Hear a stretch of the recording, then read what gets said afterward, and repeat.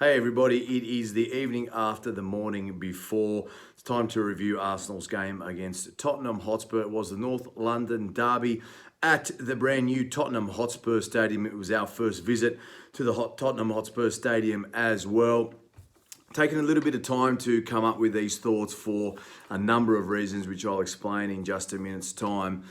Two main things I wanted to talk to after the game that was played in the early hours of the morning Australian time, Monday morning. It's now Monday night. The dust has settled on what is unfortunately a derby loss for us. And as I mentioned, the first game played at the Tottenham Hotspur Stadium that we've gone there, an occasion that was supposed to be a grand one with all of our fans visiting that stadium for the first time in the away end, and of course Tottenham Hotspur welcoming us to their new ground. Jose Mourinho in charge as well for the first time in a North London derby. Let's talk about the game first of all. It was a game that on many other days we would and should have won quite comfortably, let's be honest. It was a game where we showed that we can mix it in this type of derby game. The first 20 minutes I thought we were pretty good. We controlled a lot of the ball and looked to press forward patiently as opposed to, with the real lightning pace and incisive power that we've shown in a couple of games in recent times. Lacazette's opener was an absolute beauty and one that got us all off our seats and gave us that beautiful glimmer of hope in a derby game that you can sit ahead and be excited about. And whilst the celebration was big here, it's still wasn't that grand, intense celebration you'd expect from an away opener in a North London derby, not to mention an absolute cracker at that as well. Fast forward 3 minutes, we let in a very, very soft goal. This time it was Kolasinac that was involved with David Luiz, trying to make a back pass to him, which was number one, misguided, and number two, overpowered, at which David Luiz then had to track back. Now, he didn't do anything silly this time in terms of making a challenge or getting himself in a position where he may well have actually caused himself to get sent off or some sort of problem like that. But in the end, the damage was done. Song Hyun-min beautifully took the ball to his left, waited for Martinez to come out and beautifully chipped it over him. He finished that perfectly. So got Tottenham Hotspur back in the game. Look, what proceeded after that was pretty drab, I felt. The rest of the first half, there wasn't a whole lot to chirp about. We didn't look great going forward. Couple of opportunities, couple of little free kick moments as well, where we may have got ourselves in a decent position, but it just wasn't there for us overall. And Martinez was good in the first half, saved one nicely from Harry Kane, smothered him in the second half as well as Son. He's been a real shining light for us. I think Martinez, he's looked absolutely brilliant. Second half, plenty of possession. It took me back to the days of Arsene Wenger and really controlling the ball. I mean, at one stage, the stats were along the lines of 82%, 80% possession in the second half, and the overall stats was close to sort of mid-60s to mid-30s for them. So typical Jose Mourinho in the way that he sets up, with that bus type of mentality and just getting the team, in a position where they're just defending and well organised. And whilst we've looked well organised as well, we really didn't look like we have a whole heap of cutting edge to get through the way that they set themselves up. But on the flip side of that, because we had so much ball and we looked like we were a bit more patient, there was going to be times where going forward we could actually get that goal. And maybe that's what we lacked after that Aubameyang chance in the second half. He hit the crossbar with an absolute howitzer that Hugo Lloris didn't even bother with. It was on his right-hand side and he just waited for the ball to effectively go past him and see what happened. And it hit the crossbar, bounced out. I think if we had scored that goal and taken that opportunity, then we would have been in a real position to press forward and be very positive to actually get a third goal and take the game away from them. As it so happens, we go down the other end, the corner for Tottenham, some poor marking, and then Alderweireld heads the ball in and puts them ahead. So it's very, very disappointing the fact that we came out with a loss. We didn't really threaten after that either, even though we'd enjoyed big parts of the ball after that. And, overall, when the final whistle went, it was a very disappointing result, and it was one that was hollow for a number of reasons, and that's what I want to move on to now and talk about.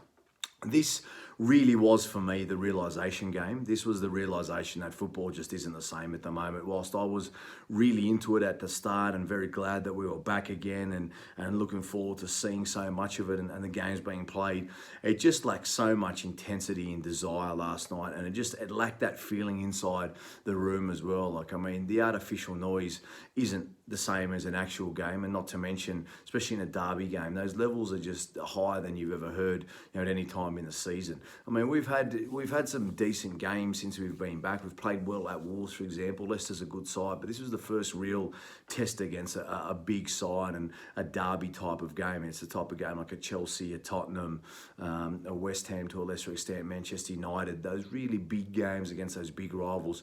And it just lacked so much for me. And you can probably sense it a bit in the way I'm speaking, just being that little bit downcast today. That really was the realisation match for me, that this just isn't the same. Now, for me, I'll still watch. We've got Liverpool coming up in the early hours of the morning on Thursday for us, followed by Manchester City in the early hours of Sunday in the semi-final. And as I broadcast this and put this up, they've also had their ban appeal approved effectively. So the original decision has been overturned and they'll be allowed back in the Champions League next season.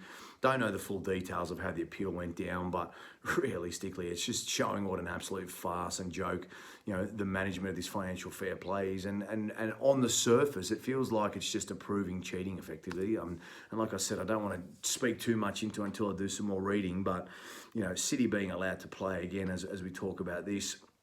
We've got them in the semi-final next week. I'm not sure how much of a boost that gives them into that semi-final, but it's good news for them, I suppose. And then after that, we finish off in the league with Aston Villa and Watford.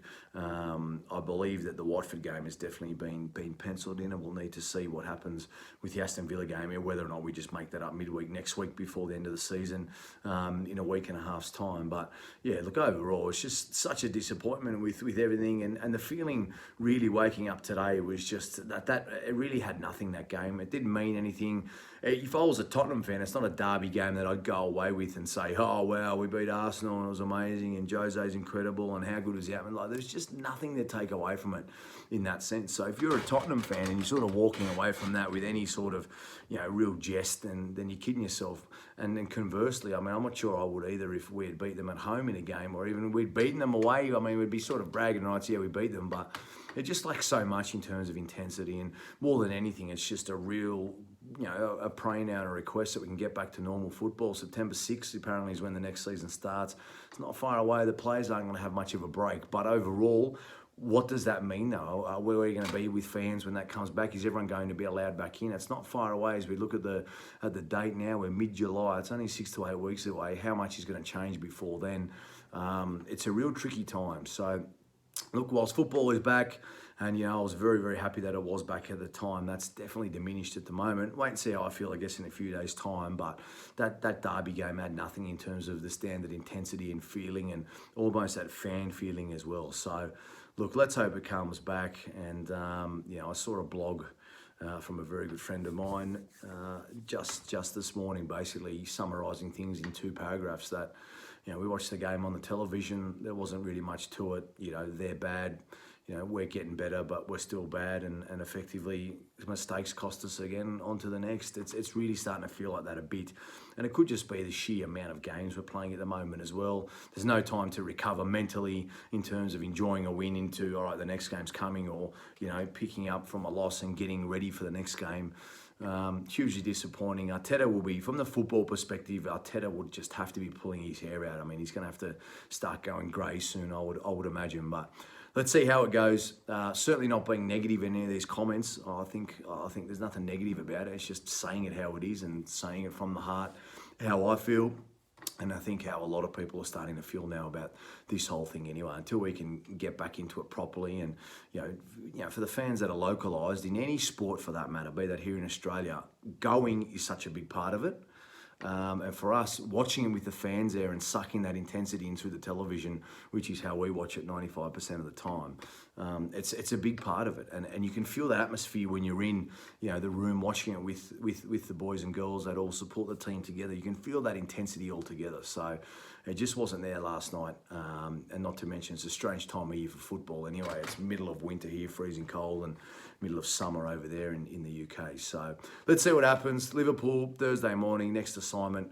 Can we beat the champions? 3 losses for them. The argument's over anyway, whether or not they're the best Premier League team ever. They've lost 2 games now. That's Manchester City lost, was it 4 last year or 2 in one of their Premier League seasons in the last few years, and Conte's Chelsea were pretty good as well.